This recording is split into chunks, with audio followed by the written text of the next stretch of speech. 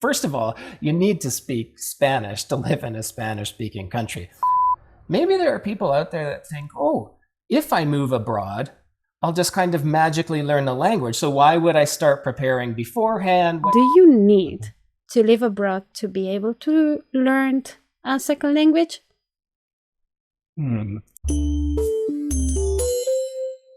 ¿Cómo te fue con los niños en su campamento? Ay, profe, fue súper, de hecho. Les había hecho, creo que le mencionaba una búsqueda de tesoro. Entonces, lo que tenía era tarjetas, como 2 tarjetas para cada estación. Una tarjeta con una pista sobre la próxima ubicación y otra tarjeta con un reto. Algo que hacer, un código para descifrar, una actividad física, y los niños tenían un papelito para escribir el resultado de cada reto, y pues los tenía en diferentes partes del colegio siguiendo las pistas en una competencia, intentando terminar el reto antes de los otros equipos. Y fue, sí, súper chévere verlos leyendo las tarjetas, entendiendo, haciendo el reto y disfrutando tanto del aprendizaje. Sí. Es muy chévere esa combinación, es muy potente también. Ay, no, me encanta. Si tan solo así hubiéramos aprendido nosotros. Yo sigo pensando en eso. Ojalá si tuviéramos actividades así. Lo que me sorprende es que esos niños quieren asistir a un campamento para hablar en inglés. Sí. Cuando yo era niño, nunca se me habría ocurrido asistir al colegio un fin de semana para hacer una actividad lúdica. Un día nunca. Sí, pero es divertido para ellos. Entonces la dinámica ha cambiado mucho y a beneficio de ellos también porque están aprendiendo. No, y que las cosas que son divertidas, nada que hacer, se quedan más tiempo en tu mente. Es así. Es así. Sí. Los recuerdos que tengo de experiencias como de aprendizaje, incluso como adulta recientemente, que te conté que estuve en un evento y demás, fueron esas actividades que fueron graciosas, que nos invitaron a movernos, a pensar diferente. Eso se queda en la cabeza. Sí, es eso. De acuerdo, sí. Sí, pero bueno, nosotros tenemos un tema, entonces vamos a hablar. Ok. Hey, David. So, hi. Welcome to this podcast again. And I want to introduce the topic. I throw this question, so that's the best way I can start. David, you're living abroad. Do you need to live abroad to be able to learn a second language? No. Teacher, Exactly. You don't need to live abroad to learn a second language. Perfect. Thank you very much for being here. That was the episode. Thank you for having me. Yeah, definitely. Okay, guys. It's always ciao. great. It's always great your opinions on this. Now, well, I throw you this question because I wanted to develop this. We both are living abroad, so we both have this experience of facing the wilderness of going to the supermarket in a second language.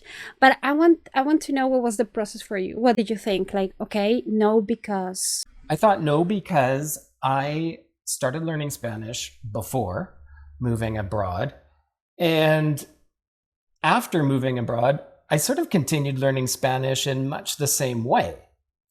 And thinking about the question, sitting down, like, do you need to move abroad to learn Spanish? I knew right away the answer was no, and I could think of some reasons why not. And then I started to think, maybe there are people out there that think, oh, if I move abroad, I'll just kind of magically learn the language. So why would I start preparing beforehand? What sense, doesn't even make sense to learn the language through a process when I can just go and learn by osmosis. And then that's when I really started to get creative and thought, there's a lot of reasons why you might move abroad and not even learn the language. So I think we need to kind of dispel that myth a little bit. Yeah, that's great that you mentioned that, because this first question has their counterpart, which is, do I need to move abroad to learn the language? Right? Like, that's the only way. Like, if I move abroad, I'm going to learn it. The idea is, you could ask yourself the question, do I need to move abroad to learn a language? And the answer may be no, but there could be somebody who's thinking, when I move abroad, I will learn the language. It will just happen because of the fact that I'm living abroad. And that may not be the case either. Some people think that is the only possible way. So for you were learning before moving abroad. Yeah. And I would like to know, how was it for you? How could you compare your case with people who were just waiting for that osmosis to happen? Yeah, well, so it's interesting because moving abroad is kind of like a before and after for me a little bit, and not in the sense that maybe people are thinking, because when I was in Canada, I was trying to learn Spanish kind of on my own, just using resources that I found on the internet and so on, with the exception of one like introductory continuing education class that I took at the local university. And I could feel that I was making some progress, but I guess I didn't really understand where I was at in the grand scheme of learning the language. And when I moved to a Spanish-speaking country, I realized oh my gosh, first of all, you need to speak Spanish to live in a Spanish-speaking country. I was already on track for that, but I didn't have enough Spanish to really participate the way I wanted to here. And so I had a feeling of disappointment. And there were lots of supports because I was coming as a volunteer and specifically to help with the English program here in the public schools and so on. So, I definitely had an easier transition because of all of the support that was in place for me, but still dealing with renting an apartment and trying to, make inquiries about even the simplest things were a lot harder than I had anticipated. And that's frankly what drove me to what a lot of people might think is a solution for people that don't live in a Spanish-speaking country, which was to find a good teacher, to get on a program that had a curriculum where somebody could say, what are your goals, David? Okay, let me listen to you. Here's what you need to get there. Once I got on track with that process of kind of formal study here, I started to make a lot of progress. Of course, it's lovely to live abroad and you have access to speak with people and you're surrounded by the language. So that's helpful, but it's not necessary. And I think the majority of my Spanish I've acquired not necessarily because I live in a Spanish-speaking country, more through self-study and really, if I'm honest, our classes, which are online, which I could be doing from anywhere in the world. Yeah, exactly. So at the end, it wasn't, let's say, even necessary to be on the land that speaks Spanish to be able to reach the level that now you have. It is interesting because when we talk about this moving abroad, that I told you that I've heard from many people, I also compare it with cases, and I think that everyone knows someone who moved to another country that speaks a different language and just decided to live in a little universe where they only make friends with people who speaks the same language. So I know that happens with expats in Latin America, that they make a little colony. And that happens with people in North America, Canada, and in the USA, who made their own, in my case, because I'm close to the culture, their own Latino communities. And they still don't engage with the other percentage of the population because of the language. So they are in the land. Technically, they should be able to learn it. They turn on the TV and it's going to be in that language.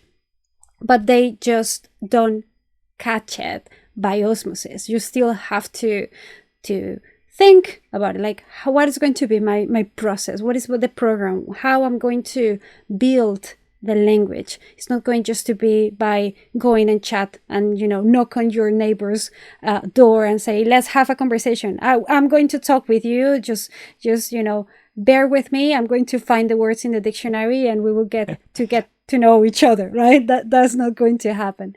And you say that people are not going to have a conversation with you for so long if you're still in such basic level, right?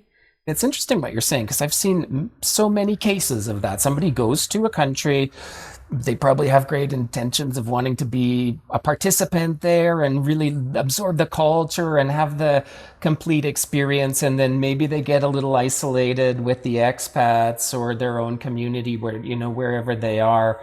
And I think there's a couple of things at play here that, and you've touched on them. And one is that just functioning, ordering food in a restaurant or finding where something is doesn't require a high level of Spanish. It's kind of like a tourist Spanish. So you could sort of get by in a country and just stick with the expats and miss out on all of the wonderful people and traditions and things that a country has to offer, which to me is a huge shame just by knowing very little Spanish. And you could come back 10 years later and realize, my Spanish didn't progress. But you talked about like wanting to have a meaningful connection with somebody. And frankly, if I could go back and do it over again, I would have worked probably with Fluency Lab earlier in Canada and achieved a higher level and then come here because like people are very warm and will receive you and it's lovely. But if you just don't have the skills to carry on an extended conversation, like it's a lot to ask of somebody to sit there and talk to you like as if you were like a little baby or something for a long time, like go out with a coffee and sit with you for an hour and a half. Like that's probably unrealistic. And I think that's the beautiful experience really is connecting with people and being able to have those kinds of conversations. So I think you kind of need a formal program of study and somebody to help you get there efficiently so you can start doing that as soon as possible. Yeah, because there is one, it's really enjoyable, the experience. I was thinking of one of our students. He started learning exactly because he went to Latin America and he came back and he said, I it was wonderful, beautiful hotels, blah, blah, blah. But I want to learn the language because I want to keep coming, to visit. And he's not my direct student. So we talk through our chats, questions, strategy goals, etc. And when he comes back from Latin America, he says, oh, this time I was able to, he enrolled in a salsa class. He was riding horses. He made friends this time. And he said, now I'm making friends and I understand so much and I want to come back again. So every 6 months he's planning this big trip to different countries in Latin America now because he feels that he can connect and he can make friends because he has been learning some Spanish with us. But it was like maybe the visiting there ignited the curiosity and now he feels that after studying for a while he can really go there and feel that he's interacting with the place, not only swimming in the pool. Yeah, definitely. Well, that's exactly what happened to me. That's what ignited my interest initially in Spanish was being a tourist and feeling kind of like totally on the outside of things and thinking, I can see that there's a beautiful culture. And I don't mean just one culture. Obviously, there's many, many cultures, but you can look and say, wow, there's something magical and very special here. But I know that I'm only just getting a very little taste of it and I want to participate more fully. And whether you're moving, whether you're just traveling as a tourist, whatever, look, speaking the language at a sufficient level to get in there is what is your ticket. It's your access to all of that. And so, I think I come back to the lessons because even when you are at that level where you can interact with people and say, hey, wow, I went for coffee with a friend and then we went together to see something amazing that only they know about that you just can't find on the internet, is those gems of the places that you may be and feeling like you're on the inside. Even when you're having those interactions, those speakers are not correcting your Spanish. You're making mistakes you're not even aware of and so on. And you're improving in some ways because that interaction is naturally helps you improve. But what you don't have in that circumstance is the critical ear of a teacher who's saying, like, what's the next step for David? What can he do to improve? So even though I speak relatively well, and when I'm comfortable and in situations with people, like it's just fine, I can be right in there. I still think the lessons are like a valuable, important thing for me to continue making that progress, teacher. Yeah, well, you're at an advanced level for sure, but I would say those cases when I receive people whose partner is the native speaker, they say, yeah, he or she doesn't correct me ever, and I know I'm wrong, I know I'm stumbling over words, I know that that's not the right way to say it, but they just say like, yeah, I got it, because that's normally what happens. And someone who is not a teacher is going to say, yeah, I kind of get what you're saying, but they're incapable. Not because they don't want to. I mean, there's an aspect of not being rude and encourage you to use the language because they acknowledge it's not easy, and also a lack of resources because it's not their job. They're lawyers, they're engineers, they're doing other stuff. They know how to help you with other stuff, but not with languages. So they just say like, well, but I could definitely say that that's not how I would say it. So then you realize, so there's something invisible there that only learning the language. Yeah, I think that the word learning the language has been put in a lot of heavy weight or a bad meaning. No, it's just about being a bit analytic and conscious about the process of acquiring it. Doing that is what makes a difference. So you just still have to do the homework and be analytical about what is missing and having that guidance to find those gaps. And then, so if I say it this way, it's going to sound more natural, it's going to make more sense, and make people stay longer speaking with me and not going for another drink. It's having that professional who knows how to get from A to B or C or D or however far whatever your personal goal is and where you want to get to, because you don't learn by osmosis. And what you said about even if you can go out and talk with somebody as a success, that's wonderful. That's what you're going for. But you're right. I experienced this. Those people are not necessarily capable of diagnosing why your Spanish seems weird or what was wrong with you just said. They understood you and that's enough. But it's also not necessarily fair to always be talking at that level and expecting people to kind of hang on and try to understand. Nobody wants to be that person. You want to improve, obviously. And when I say I experienced this because when I came here, I'm a lawyer. I didn't have a background in teaching English, but the idea was to support English teachers and help kids learn English. And they stumped me with their questions. And but why is it like that? And I thought, I don't even know. I wasn't capable of figuring out what was going on with their learning, where they were, what was missing, what they needed from me really to improve. I did my best. Over time, I've learned a lot, and now it's a different situation. But just going out with people, you're not going to get the same progress that you get in a session with a teacher. Definitely. Yeah, not.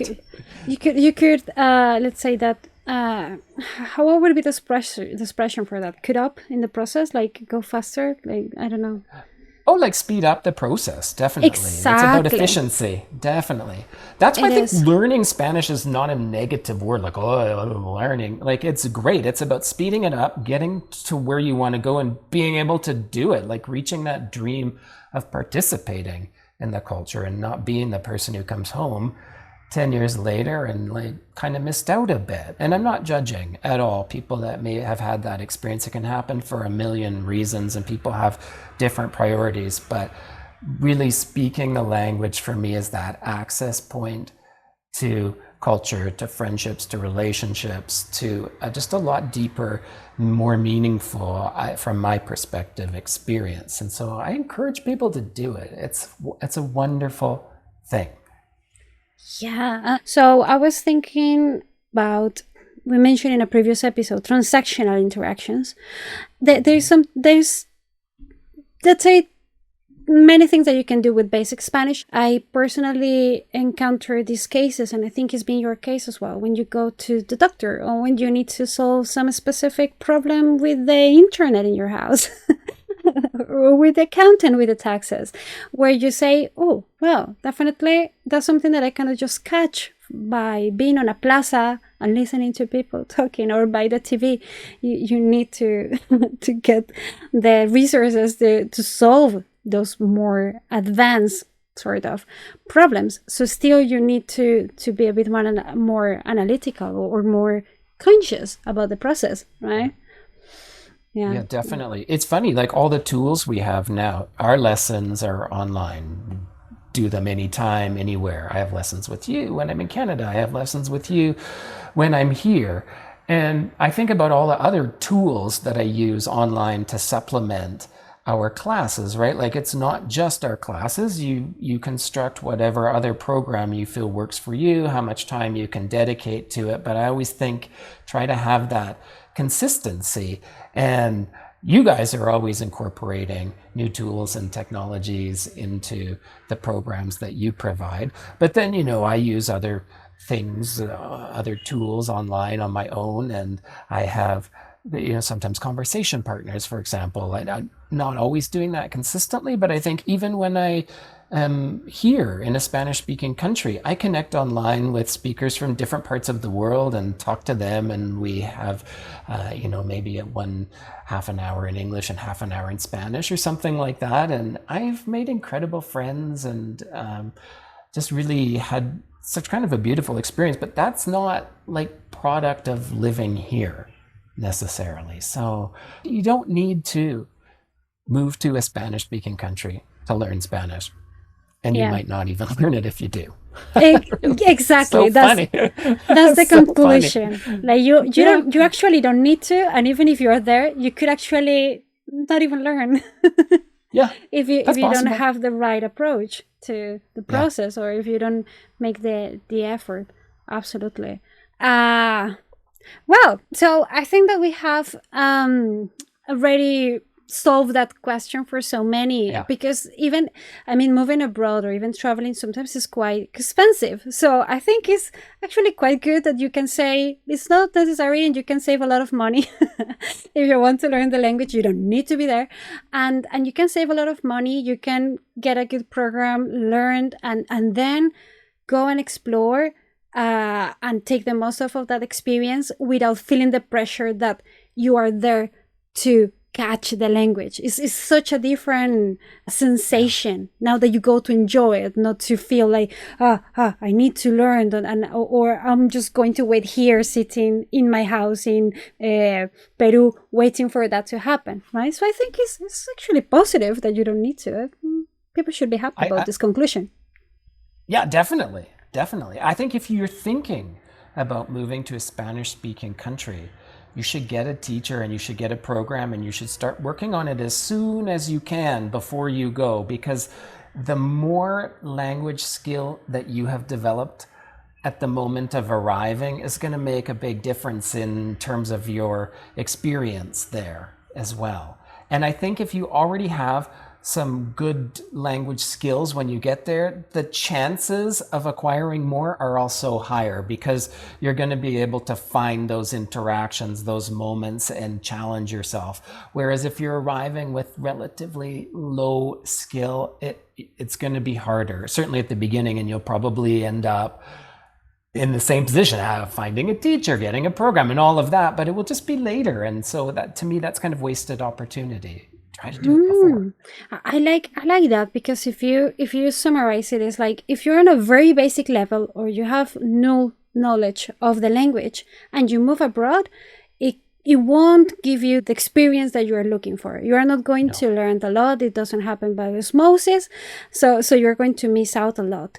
But if you're in an intermediate advanced, like getting there, and then you move abroad, woo, that's exponential learning, because now you have so many chances. Because that's what happened to me when I came here. My English, I think that you have seen the progress of my English. I've been improving pretty much because I have so many chances, but because I feel capable of handling those interactions.